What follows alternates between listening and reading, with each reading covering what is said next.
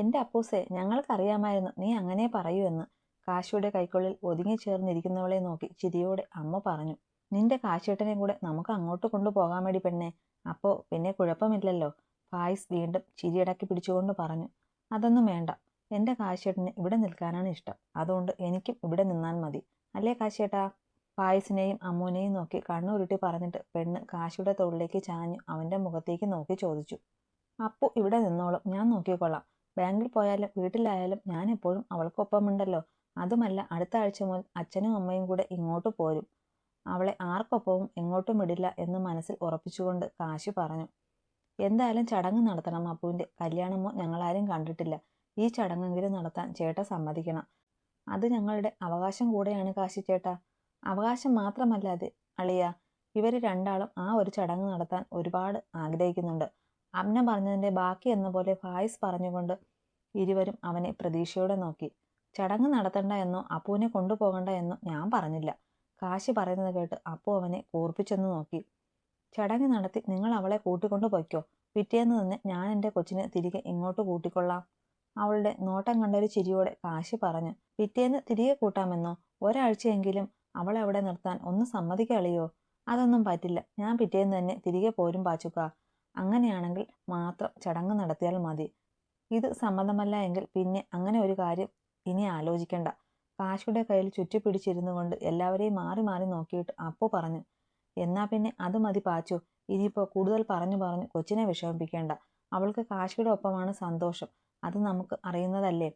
പ്രസവത്തിന്റെ date അടുത്ത് വരുമ്പോൾ ഞങ്ങൾ ഇങ്ങോട്ട് പോന്നോളാം. ഇനിയിപ്പോൾ 3 ആഴ്ചയല്ലേ ഉള്ളൂ അതിന്. അത് കഴിഞ്ഞ് ഞങ്ങളിനി മലപ്പുറത്തേക്ക് പോകുന്നുള്ളൂ.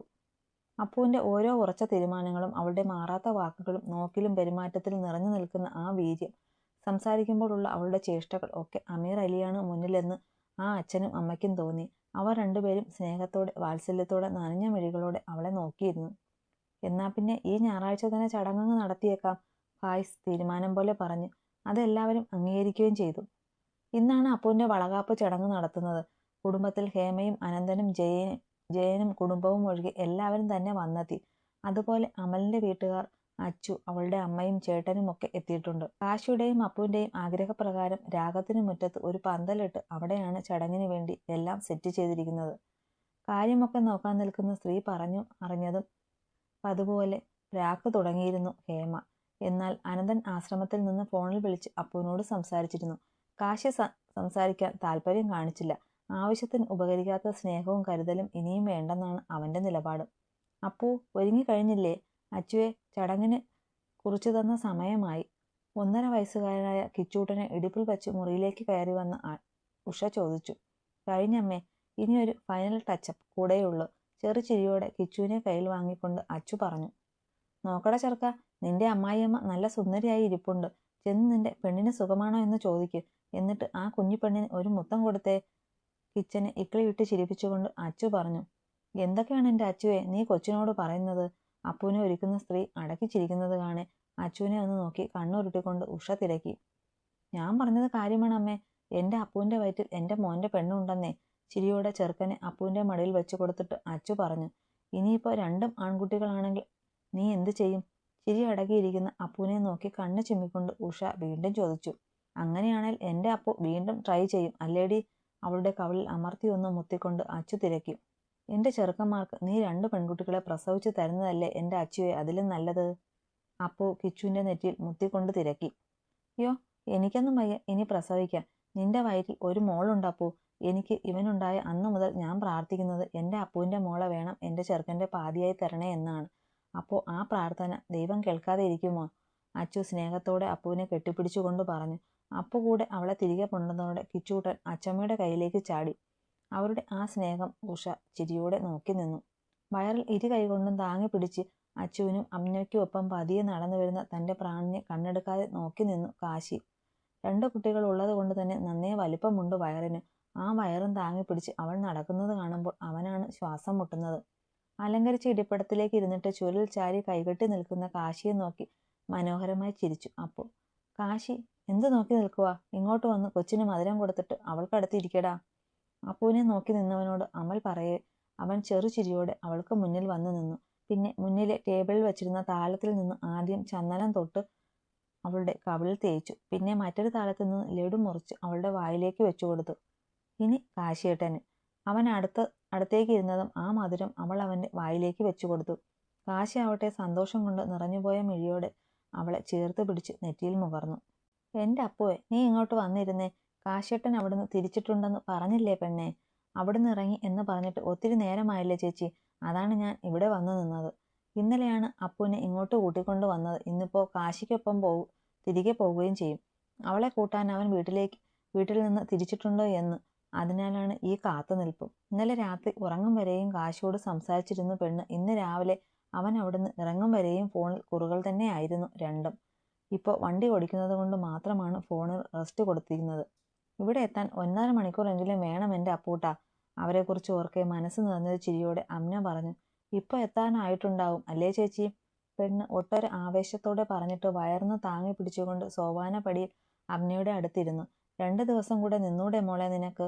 അവരുടെ വർത്തമാനം കേട്ട് അങ്ങോട്ട് വന്ന ഐഷുമ്മ തിരക്കി. എനിക്ക് എൻ്റെ കാശേട്ടൻ്റെ കൂടെ നിൽക്കണം. ഐഷുമ്മച്ചി അങ്ങോട്ട് വായോ, നമുക്ക് അവിടെ നിൽക്കാം. വരാം. പ്രസവം അടുത്തു വരുമ്പോൾ ഞങ്ങൾ അങ്ങോട്ട് വന്നേക്കാം. നിനക്ക് ഏതാണ്ട് പലഹാരങ്ങളൊക്കെ ഉണ്ടാക്കി തരാൻ വേണ്ടി ഇരുന്നതാണ് അമ്മയും മോളും. അപ്പുവിൻ്റെ വയറിൽ തലോടിക്കൊണ്ട് അമ്മ പറഞ്ഞു. അയ്യോ, ഒത്തിരി എണ്ണയിലുള്ളതൊന്നും എനിക്ക് കഴിക്കാൻ ഇഷ്ടമില്ല ഐഷുമ്മച്ചി. അവരോട് ചേർന്നിരുന്നു കൊണ്ട് അപ്പു ചിരിയോടെ പറഞ്ഞു. പിന്നെ എൻ്റെ കുഞ്ഞിന് എന്താ കഴിക്കാൻ കൊതി തോന്നുന്നത്? അവളുടെ കവിളിൽ അരിമയോടെ കൈ ചേർത്ത് വെച്ചവർ ചോദിച്ചു. ഇപ്പോൾ ഒന്നും തോന്നുന്നില്ല. ഞാൻ എന്തെങ്കിലും കഴിക്കണമെന്ന് മനസ്സിൽ കരുതിയാൽ അന്ന് തന്നെ എൻ്റെ കാശിയേട്ടൻ അതും കൊണ്ടാവും വരിക. അവനോടുള്ള നിറഞ്ഞ സ്നേഹത്തോടെ പറഞ്ഞു പെണ്ണു. അതെങ്ങനെയാടി അപ്പൂട്ട നിന്റെ മനസ്സിൽ തോന്നുന്ന കാര്യം അളിയൻ മനസ്സിലാക്കുന്നത്? ചോദിച്ചുകൊണ്ട് അവളുടെ പിന്നിൽ വന്നു നിന്നു ഫായിസ്. അതെനിക്കും അറിയില്ല പാച്ചുക്ക. ഈ ഇടയ്ക്കുണ്ടല്ലോ എനിക്ക് ബാങ്കിലിരിക്കുമ്പോൾ കല്ലുമ്മക്കായ നിറച്ചത് കഴിക്കാൻ കൊതി തോന്നിയേ. അന്ന് തിരികെ ഞങ്ങൾ വീട്ടിലേക്ക് പോകുമ്പോഴേ ഞാൻ പറയാതെ തന്നെ ടൗണിലെ റെസ്റ്റോറൻറ്റിൽ കയറി. എന്നിട്ട് എന്നോട് ചോദിക്കാതെ തന്നെ അത് ഓർഡർ ചെയ്തു. അപ്പു ആവേശത്തോടെ പറഞ്ഞു. അത് കഴിച്ചിട്ടല്ലേ എൻ്റെ അപ്പൂസേ നീ 2 ദിവസം ഛർദ്ദിച്ച് ഹോസ്പിറ്റലിൽ കിടന്നത്? അമ്മു ചിരിയടക്കി ചോദിച്ചു. തെളിഞ്ഞു നിന്ന അപ്പുവിൻ്റെ മുഖം അവളുടെ ചോദ്യം കേൾക്കെ വീർത്തു. കൊച്ചിനെ കളിയാക്കുന്നോടി? ചോദിച്ചുകൊണ്ട് അമ്മുവിൻ്റെ ചെവിയിൽ പിടിച്ചു ഫായിസ്. അതെന്നെ അങ്ങനെ ചോദിക്കു പാച്ചുക്ക. എപ്പോഴുമുണ്ട് ഈ ചേച്ചിക്ക് എന്നെ കളിയാക്കൽ. മുഖം ചുളിച്ച് അമ്മയെ നോക്കി പറഞ്ഞു അപ്പു. മോൾക്ക് എപ്പോൾ എന്ത് കഴിക്കാൻ തോന്നുന്നു അന്നേരം എന്നെ വിളിച്ചു പറഞ്ഞാൽ മതി. ഞങ്ങൾ ഉണ്ടാക്കി അങ്ങ് എത്തിച്ചോളാം. അവളെ പൊതിഞ്ഞു പിടിച്ചിരുന്നു കൊണ്ട് ആ വൃദ്ധ പറഞ്ഞു. ഇനി ഇങ്ങനെ എന്തേലും തോന്നിയാൽ ഞാൻ അപ്പോൾ തന്നെ വിളിച്ചു പറഞ്ഞോളാം. അവളുടെ നെഞ്ചിൽ മുഖം ചായച്ചിരുന്നു കൊണ്ട് അവൾ സമ്മതിച്ചു. നിന്റെ വാപ്പി ഉണ്ടായിരുന്നുവെങ്കിൽ നിന്നെ എങ്ങനെ നോക്കുമായിരുന്നോ എന്ന് അറിയാമോ? അലീഷ ഇവളെ ഗർഭിണിയായിരുന്ന സമയത്ത് അവൻ കോളേജിൽ നിന്ന് അവധിക്ക് വരുമ്പോൾ വാങ്ങി കൂട്ടിക്കൊണ്ടുവരുന്ന സാധനങ്ങൾക്ക് കണക്കില്ലായിരുന്നു. ആ സ്നേഹം അനുഭവിക്കാൻ നിങ്ങൾ അമ്മയ്ക്കും മോൾക്കും ഭാഗ്യമില്ലാതെ പോയി. അവളുടെ കവളിൽ ഉമ്മ വെച്ചുകൊണ്ട് നിറഞ്ഞ മിഴിയോടെ ഐഷുമ്മ പറഞ്ഞു. ഉമ്മ ഓരോന്ന് പറഞ്ഞ് കൊച്ചിനെ വിഷമിപ്പിക്കാതെ. അമ്മയും വൈദവും ദൂരെ ഇരുന്ന് അപ്പുവിനെ കാണുന്നുണ്ട്. അവളുടെ സന്തോഷം നിറഞ്ഞ ജീവിതം കണ്ട് അവർ സന്തോഷിക്കുന്നുണ്ടാവും. കൊച്ചിൻ്റെ കണ്ണൊക്കെ ചുവന്ന് കാശി കണ്ടു വന്നാൽ പിന്നെ അവൻ എല്ലാത്തിനും ശരിയാക്കും. അപ്പുവിനുള്ള ജ്യൂസും കൊണ്ട് അങ്ങോട്ട് വന്ന അലീഷ പറഞ്ഞു. അവർ രണ്ടാളുമില്ലെങ്കിലും നമ്മളെല്ലാവരും അപ്പുമോളുടെ കൂടെയുണ്ട്. അവളുടെ തലയിലൊന്ന് തലോടിക്കൊണ്ട് ഇസ്മായിലും പറഞ്ഞു. എന്തു പറ്റി എൻ്റെ അപ്പൂട്ടന്? അവിടുന്ന് പോകുന്നതിൻ്റെ സങ്കടമാണോ? വീട്ടിൽ തിരികെ എത്തിയ അപ്പുവിൻ്റെ വാടിയ മുഖം കാണെ അവളെ പുണർന്നുകൊണ്ട് കാശി തിരക്കി. എനിക്ക് സങ്കടം വരുന്നു കാശിയേട്ടാ, വിതുമ്പി പറഞ്ഞുകൊണ്ട് പെണ്ണ് അവൻ്റെ നെഞ്ചോരം മുഖം ചായച്ചു വെച്ചു. എന്താ ഇപ്പോൾ എൻ്റെ അപ്പൂട്ടന് സങ്കടം വരാൻ കാരണം? ചോദിച്ചുകൊണ്ട് അവളെ പൊതിഞ്ഞു പിടിച്ച് വയലിൽ തലോടി കാശി. ഐഷുമ്മച്ചി ഇന്ന് അച്ഛയുടെയും അമ്മയുടെയും ഒക്കെ കാര്യം പറഞ്ഞു. എൻ്റെ അമ്മയ്ക്കും എനിക്കും ഒട്ടും ഭാഗ്യമില്ല അല്ലേ കാശിയേട്ടാ? അവൻ്റെ നെഞ്ചിൽ മുഖം പൂഴ്ത്തി വെച്ചവൾ എങ്ങലോടെ തിരക്കി. അതെന്താ ഇപ്പം അങ്ങനെ പറയാൻ? കാശി അവളുടെ തലയിൽ ചുണ്ടമർത്തി വെച്ചുകൊണ്ട് തിരക്കി. എന്നെ പ്രഗ്നൻ്റായിരുന്ന സമയത്ത് എൻ്റെ അമ്മയ്ക്ക് ഇതുപോലെ ചായാൻ എൻ്റെ അച്ഛയുടെ നെഞ്ചുണ്ടായില്ലല്ലോ. ഇതുപോലെ എൻ്റെ അച്ഛൻ്റെ തലോടൽ ഏൽക്കാനുള്ള ഭാഗ്യം എനിക്കും ഉണ്ടായില്ലല്ലോ. ഓരോ വാക്കുകൾ പറയുമ്പോഴും ആ കണ്ണുകൾ ഒഴുകുന്നത് നെഞ്ചിലെ നനവിൽ നിന്ന് അവനറിഞ്ഞു. അപ്പുവേ, അതൊക്കെ എന്നോ കഴിഞ്ഞു പോയതല്ലോ. ഇപ്പോൾ അവർ രണ്ടാളും ഒരുമിച്ചുണ്ടല്ലോ കുഞ്ഞെ. എൻ്റെ അപ്പൂട്ടൻ്റെ ഈ കണ്ണുനീര് അവർക്ക് കാണാൻ പറ്റുന്നുണ്ടെങ്കിൽ അമ്മയും അച്ഛയും സങ്കടപ്പെടില്ലേ? അതുകൊണ്ട് നമുക്ക് ഈ സങ്കടവും കരച്ചിലും ഒന്നും വേണ്ട. അവളുടെ കണ്ണുനീര് ചുണ്ടുകൾ കൊണ്ട് ഒപ്പിയെടുത്തു കാശി. എനിക്കറിയാം കാശിയേട്ടാ, എന്നാലും അവരും കൂടെ ഉണ്ടായിരുന്നു എങ്കിലെന്ന് തോന്നിപ്പോയി എനിക്ക്. എൻ്റെ കുഞ്ഞെ, നിന്റെ അച്ഛൻ ഉണ്ടായിരുന്നുവെങ്കിൽ എനിക്ക് നിന്നെ കിട്ടുമായിരുന്നോ? അവളുടെ മൂക്കിൽ മുമ്പിൽ മെല്ലെ ഒന്ന് നുണഞ്ഞുവിട്ടുകൊണ്ടവൻ ചോദിച്ചു. അതെന്താ കിട്ടാതെ? എൻ്റെ കാശിയേട്ടന് അച്ഛയ്ക്ക് ഒത്തിരി ഇഷ്ടമുണ്ടാവുമായിരുന്നു. അവൾ ചിരിയോടെ മെല്ലെ പറഞ്ഞു. അതൊന്നുമില്ല, അങ്ങേര് നിന്നെ ഉമ്മച്ചിക്കുട്ടിയായിട്ട് വളർത്തി അങ്ങേരുടെ കൂട്ടത്തിൽ ഏതെങ്കിലും ചെറുക്കന് കെട്ടിച്ചു കൊടുത്തേനെ. അവളെ പുണർന്നിരുന്ന് ചിരിയടക്കി പിടിച്ചുകൊണ്ട് കാശി പറഞ്ഞു. അങ്ങനെയൊന്നും പറയണ്ട, എനിക്കതത്ര ഇഷ്ടമായില്ല. അവന്റെ നെഞ്ചിലൊന്ന് പല്ലുകൾ ആഴ്ത്തിക്കൊണ്ട് പിണക്കത്തോടെ അപ്പു പറഞ്ഞു. അപ്പുവേ, അവളെ ചുറ്റിപ്പിടിച്ചുകൊണ്ട് അവൻ വിളിച്ചു. അവളൊന്ന് മൂളിക്കൊണ്ട് കടിച്ച ഭാഗത്ത് നാവ് കൊണ്ടൊന്ന് ഒഴിഞ്ഞു. അവന്റെ കൈകൾ അവളിൽ തെല്ലെന്നു മുറുകി.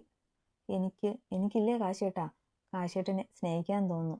അപ്പോ വേണ്ട, വേണ്ടടാ കുഞ്ഞെ, ഇപ്പൊ അതൊന്നും കുഴപ്പമില്ല എന്ന് ഡോക്ടർ പറഞ്ഞതല്ലേ, പിന്നെ എന്തിനാ പേടി? അവനെ പറഞ്ഞു തീർക്കാൻ വിടാതെ അവന്റെ ചുണ്ടിൽ അമർത്തി ചുംബിച്ചുകൊണ്ട് അപ്പു പറഞ്ഞു. അപ്പോ അവളെ ചുറ്റിപ്പിടിച്ചുകൊണ്ടവൻ വിളിച്ചതും പെണ്ണ് അവന്റെ ചുണ്ടിൽ ചുണ്ട് ചേർത്ത് മെല്ലെ നുകർന്നു തുടങ്ങിയിരുന്നു. അതുവരെ പിടിച്ചു വെച്ചിരുന്ന സകല നിയന്ത്രണവും വിട്ട് കാശി അവളെ കോരിയെടുത്ത് മുറിയിലേക്ക് കൊണ്ടു. ദിവസങ്ങൾ ആർക്കു വേണ്ടിയും കാത്തു നിൽക്കാതെ പൊഴിഞ്ഞു വീണു പൊയ്ക്കൊണ്ടിരുന്നു. അപ്പുവിന്റെ പ്രസവത്തിന്റെ ഡേറ്റ് അടുത്ത് C-സെക്ഷൻ വേണമെന്നും അതുകൊണ്ട് തന്നെ 2 ദിവസം മുൻപ് അഡ്മിറ്റ് ആകണമെന്നും ഡോക്ടർ നേരത്തെ അറിയിച്ചതിനാൽ ഇന്ന് അവളെ ഹോസ്പിറ്റലിൽ കൊണ്ടുപോവുകയാണ് അഡ്മിറ്റ് ആക്കാൻ. അമ്നയും ഫായിസും അരുന്ധതിയും സേതുവും അവർക്കൊപ്പം കൂടെയുണ്ട്. ബാക്കിയുള്ളവർ ഹോസ്പിറ്റലിൽ എത്തിക്കൊള്ളാം എന്ന് പറഞ്ഞിട്ടുണ്ട്. എല്ലാവർക്കും കൂടെ ഒരു റൂം പറ്റാത്തത് കൊണ്ട് മറ്റൊരു റൂം കൂടെ എടുത്തിരുന്നു കാശി. അരുന്ധതിയും സേതുവും അവിടെയാണ്. ബാക്കിയുള്ളവരൊക്കെ രാവിലെ വന്നാൽ മതി എന്ന് പറഞ്ഞ് വീട്ടിലേക്ക് വിട്ടു കാശി. അതിന് കാരണം ചെക്കന് ഒറ്റയ്ക്ക് അപ്പുവിന്റെ കൂടെ ഇരിക്കണം എന്നതുകൂടെയായിരുന്നു. എന്തേലും ബുദ്ധിമുട്ടുണ്ടോ അപ്പു? രാത്രി അവളെ പുണർന്നു കിടക്കുമ്പോൾ കാശി തിരക്കി. ഇല്ല കാശിയേട്ടാ, അവന്റെ മുഖത്തേക്ക് നോക്കി ചെറുചിരിയോടെ അവൾ പറഞ്ഞു. വയ്യായിക എന്തേലും തോന്നിയാൽ കാശിയേട്ടനെ വിളിക്കണം കേട്ടോ. അവളുടെ നെറ്റിയിൽ ഒന്ന് മുത്തി വയറിൽ അരുമയോടെ തലോടിക്കൊണ്ട് അവൻ വീണ്ടും പറഞ്ഞു. എന്റെ കാശിയേട്ടാ, ഇതിപ്പോൾ നമ്മൾ ഹോസ്പിറ്റലിലല്ലേ? എന്തേലും വയ്യായിക തോന്നിയാൽ തന്നെ ആ നഴ്സുമാരുടെ അടുത്തേക്ക് ചെന്ന് പറഞ്ഞാൽ പോരെ? അവർ ഓടി വന്ന് വേണ്ടത് ചെയ്തോളും. എന്റെ കാശിമോൻ ഒട്ടും ടെൻഷൻ അടിക്കാതെ കിടന്നുറങ്ങാൻ നോക്കിക്കേ. അവന്റെ കറുപ്പ് ബാധിച്ച കൺതടങ്ങളിൽ വിരലോടിച്ചു കൊഞ്ചിച്ചു കൊണ്ടവൾ പറഞ്ഞു. അപ്പവും കാണുന്നുണ്ട് പല ദിവസങ്ങളിലും ഉറക്കമില്ലാതെ ടെൻഷനോടെ തന്നെ നോക്കി കിടക്കുന്ന കാശിയെ. ഇന്നിപ്പോ അവന് ടെൻഷൻ കൂടുതലാണ് എന്ന് അപ്പുവിനറിയാം. എന്റെ അപ്പൂട്ടൻ ഉറങ്ങിക്കോ, കാശിയേട്ടന് ഇപ്പോൾ ഉറക്കം വരുന്നില്ല. മുഖം താഴ്ത്തി അവളുടെ ചുണ്ടുകൾ മെല്ലെ ഒന്ന് ഉമ്മ വെച്ചുകൊണ്ട് അവളുടെ മുഖം നെഞ്ചിലേക്ക് ചേർത്ത് പിടിച്ചു അവൻ പറഞ്ഞു.